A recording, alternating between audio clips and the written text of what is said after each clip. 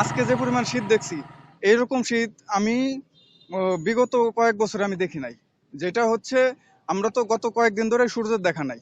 এখন তো 8টা বাজতে চললো, সূর্য দেখা নাই। বিগত কয়েকদিনও সূর্য আমরা দেখি নাই, কিন্তু আজকে যে পরিমাণ শীত, এই পরিমাণ শীত মানে এইবারই প্রথম আমি অনুভব করতেছি। 22 সালের পুরা একটা শীতকাল আমাদের উত্তরবঙ্গে কাটানোর সুযোগ হয়েছে। ঠিক আমার কাছে মনে হচ্ছে আমি এখন উত্তরবঙ্গে আছি। এই যে দক্ষিণবঙ্গের যে জেলা, এইখানের থেকেও আমার কাছে মনে হচ্ছে যে আমি উত্তরবঙ্গে আছি। আমাদের চলাফেরায় অনেক সমস্যা হচ্ছে।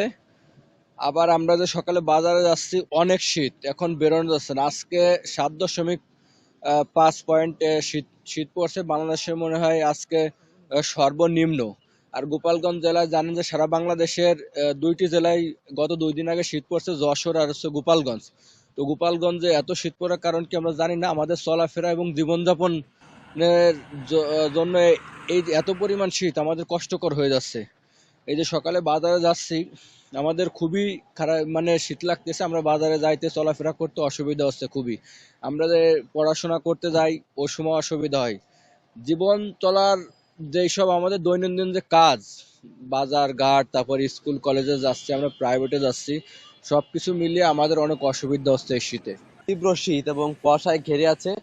আমরা লাস্ট 3 থেকে 4 দিন আমরা প্রচুর শীত দেখতে পাচ্ছি। এ থেকে বাংলাদেশ একটি উন্নয়নশীল দেশ। এখানে অনেক মানুষ, নিরীহ গরিব মানুষ আছে যারা যারা এখানে রাস্তা শুয়ে আছে এবং অনেকে কাপড় পাচ্ছে না।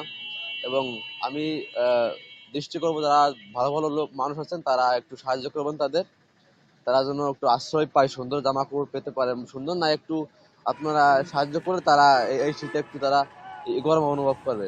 নতুন এবং ফিরে আসা গ্রাহকদের জন্য নগদে চলছে ক্যাশব্যাক সহ প্রতিদিন হাজারো উপহার জেতার সুযোগ। হবে আশা আর ফেরা, সারপ্রাইজ সেরা।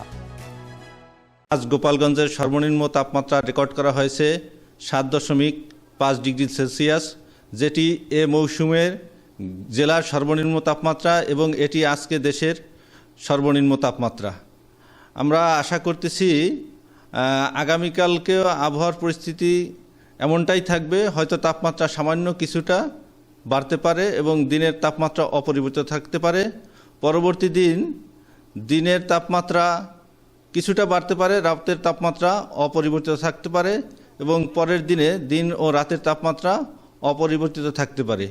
বেলা বাড়ার সাথে সাথে কুয়াশা কিছুটা কেটে যেতে পারে এবং তখন যে শীতের অনুভূতি, এটা কিছু কমতে পারে।